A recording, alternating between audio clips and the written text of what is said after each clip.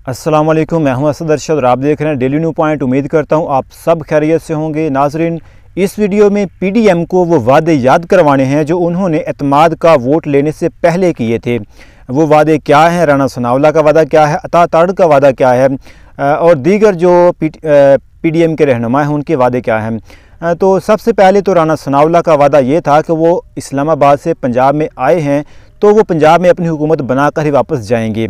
उन्होंने ये भी कहा था कि वो पंजाब की हालत को बदलेंगे, तब्दीली लाएंगे इसमें।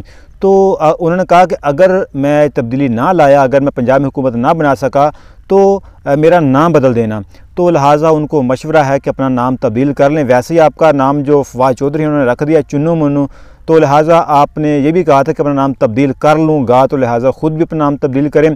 दूसरा वादा था अता तारड़ का। उन्होंने कहा था कि पीटीआई जो है वो पंजाब के अंदर 186 अरकान मुकम्मल नहीं कर सकती, तो आपको 186 अरकान मुकम्मल करके दिखाया है और आपकी शक्लें भी आवाम को दिखाई हैं कि असम्बली के अंदर आपकी शक्लें कैसी हैं। जो हिना परवेज़ भट्ट हैं उसकी शक्ल देखें, उसकी जो तस्वीर है वो सोशल मीडिया पर बहुत ज़्यादा वायरल है और दीगर पीडीएम की जो तस्वीरें हैं वो भी सोशल मीडिया पर बहुत ज़्यादा वायरल हो चुकी हैं।